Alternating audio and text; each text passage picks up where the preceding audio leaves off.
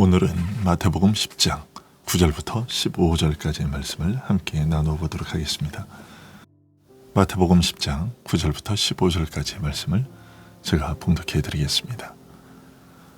너희 전대에 금이나 은이나 동을 가지지 말고 여행을 위하여 배낭이나 두벌옷이나 신이나 지팡이를 가지지 말라.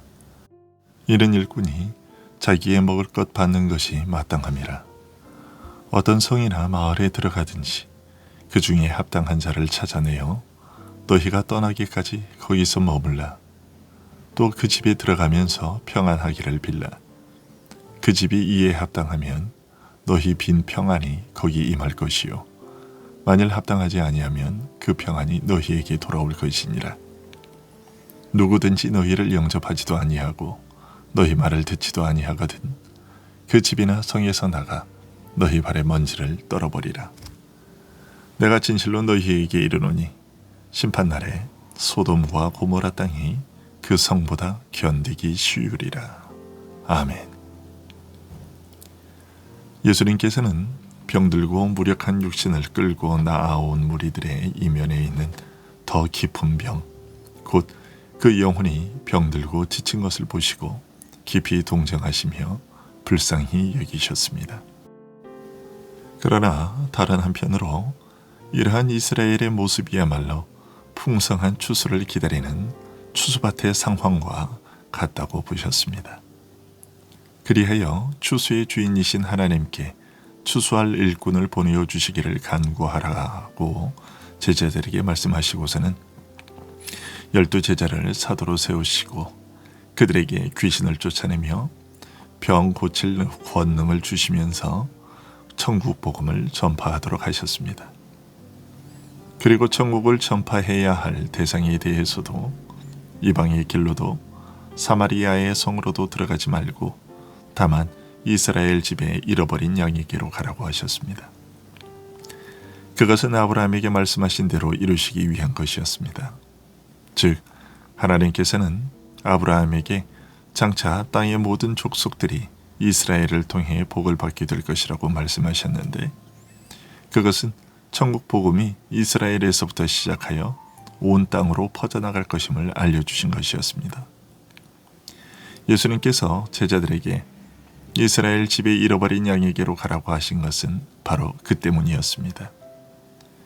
비록 이스라엘이 범죄로 말미암아 실패한 역사이지만 이스라엘을 통해 천국 복음을 전파하시겠다는 하나님의 약속은 여전히 변함없이 유효한 것이기에 그 약속을 이루기 위해 주신 명령이었습니다.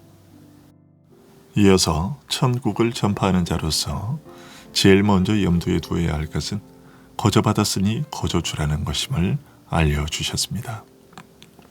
이 말씀은 제자들이 천국을 거저 은혜로 받은 것처럼 언제나 구원 얻는 모든 사람은 천국을 아무런 대가 없이 선물로 은혜로 받게 된다는 것을 알려주신 것입니다. 이런 내용에 이어 오늘 본문에서 예수님은 너희 전대에 금이나 은이나 동을 가지지 말고 여행을 위하여 주머니나 두벌옷이나 신이나 지팡이를 가지지 말라. 이런 일꾼이 저 먹을 것 받는 것이 마땅함이니라고 말씀하셨습니다. 어느 한 곳에 머무르지 말고 성과 마을마다 일일이 찾아다니며 복음을 전해야 하는 제자들로서는 여행 준비를 갖추는 것이 너무나 당연한 일이었음에도 불구하고 주님은 그 일을 하지 말라고 하신 것입니다. 그 이유는 먹고 입고 거할 것에 관심을 두게 되면 자연히 주께서 맡기신 중대한 일, 곧 복음을 전하여 영혼을 살리는 일에서 마음이 떠나 등한하게 되기 쉽기 때문이었습니다. 참으로 중요한 본분보다 먹고 사는 일에 마음과 노력을 빼앗길 수 있기 때문이었습니다. 물론 이 말씀은 복음 전하는 자들은 먹지 않아도 산다는 뜻은 아닙니다. 주인이 일하라고 종을 보낼 때 그 종이 일을 하는 동안에 먹을 것을 주어 보내는 것이 당연한 것처럼 주님 역시 일을 지키기 위해 제자들을 보낼 때에 제자들이 필요한 것을 당연히 채워주지 않겠느냐라는 뜻으로 하신 말씀입니다. 하나님께서 어떤 모양으로, 어떤 방법으로 그 필요를 채우실지는 아무도 모릅니다. 또한 풍족하게 주실지, 가난하고 어렵게 하실 것인지도 알 수 없습니다. 하지만 하나님께서 각 일꾼에게 맡기신 일과 형편에 따라 합당하게, 어떤 때는 풍족하게, 어떤 때는 어렵게, 어떤 사람은 여유 있게, 어떤 사람에게는 힘겹게 하시겠지만 어떤 모양으로 얼마만큼 베푸시든지 그것이 내게 가장 합당하고 선한 것이라 여기고 감사할 뿐입니다. 왜냐하면 누구를 통하여 어떻게 주시든지 그것을 주신 이는 사람이 아니요 하나님이시기 때문입니다. 전하는 자는 오직 내게 맡기신 가장 중요한 그 일에 모든 마음과 힘을 쏟으면 되는 것입니다. 주님은 그러면서 아무 성이나 마을에 들어가든지 그 중에 합당한 자를 찾아내어 너희가 떠나기까지 거기서 머물라고 하셨습니다. 바로 앞에서 일꾼이 그 먹을 것을 받는 것이 마땅하다고 하신 만큼 혹시 가는 곳마다 내가 머물러 대접을 받을 만한 집이나 사람을 찾으라는 뜻처럼 보이는데요. 하지만 나중에 너희 말을 듣지도 아니하거든 이라는 말씀과 연결되는 것으로 보아 단순히 복음 전도자를 공교회하고자 원하는 마음이나 그럴 만한 재력을 가진 자를 찾으라는 뜻이 아니라 복음을 받기에 합당한 자를 찾으라는 뜻이라고 할 수 있습니다. 그렇다면 가는 곳마다 아무나 붙잡고 그 사람이 믿는다고 항복할 때까지 사력을 다해 전하고 또 전해서 믿게 만들려고 하지 않으시고 합당한 자를 유심히 살펴 찾으라고 하신 이유는 무엇일까요? 그 이유는 믿음은 모든 사람의 것이 아니기 때문입니다. 누구나 다 믿을 수 있는 것이 아니요 전하는 자가 아무나 믿게 할 수 있는 것도 아니기 때문입니다. 예수님께서는 요한복음 6장에서 아버지께서 내게 주시는 자는 다 내게로 올 것이요 내게 오는 자는 내가 결코 내쫓지 아니하리라. 나를 보내신 아버지께서 이끌지 아니하시면 아무도 내게 올 수 없으니 라고 하셨습니다. 그리고 사도행전 13장 48절에서 바울 사도는 영생을 주식으로 작정낸 자는 다 믿더라 라고 기록하고 있습니다. 지금 그리스도를 믿고 있는 사람들 중에는 이렇게 말하는 사람이 있을지도 모릅니다. 내가 참으로 어렵고 힘들었을 때에, 내가 깊은 절망에 빠져 있을 때에 하나님의 사랑과 은혜를 전해 듣고서 내가 믿었다. 물론 이것은 그 사람이 경험한 사실입니다. 하지만 더 깊은 차원에서 말한다면 그 사람은 하나님의 이끌림에 의해 믿게 된 것입니다. 하나님께서 먼저 그 사람을 택하시고 때가 되어 복음으로 그 사람을 부르시고 그의 마음속에 믿음을 주셔서 그로 말미암아 믿고자 하는 마음이 그에게 생기게 된 것이고 그제서야 비로소 그 사람이 믿겠다는 자신의 의지를 발동하여 결심하게 된 것입니다. 이처럼 믿는 것은 사람의 힘으로 되는 일이 아닙니다. 온 힘을 다해 믿으려고 애를 써보아도 한번 믿어보자고 결심한다고 해서 믿어지는 것이 아닙니다. 하지만 하나님께서 사람의 악한 마음을 깨뜨리시고 그 앞에 무릎 꿇게 하시면 그처럼 끈질기고 모질고 악하게 반응하던 마음이 눈 녹듯 녹으면서 믿게 됩니다. 그러기에 복음 전도자가 내가 나서서 누구라도 믿을 수 있게 한번 설복시켜 보겠다라고 하며 모든 지혜와 지식과 논리로 정성을 다해 설명하고 매달리며 사정을 하면 내 정성을 보고서라도 믿겠지라는 태도로 전할 수 없는 것입니다. 누가 복음에 합당한 자인지 하나님께서 누구를 부르시는지 유심히 살피고 찾을 수밖에 없는 이유인 것입니다. 물론 이 말은 사람을 가려서 복음을 전하라는 뜻이 아닙니다. 하나님께서 누구를 택하셨는지 사람은 알지 못하기 때문입니다. 더 나아가 악인이라 할지라도 그 사람이 망하는 것을 기뻐하지 않으시는 하나님의 뜻을 따라 누구에게나 복음을 전해야 합니다.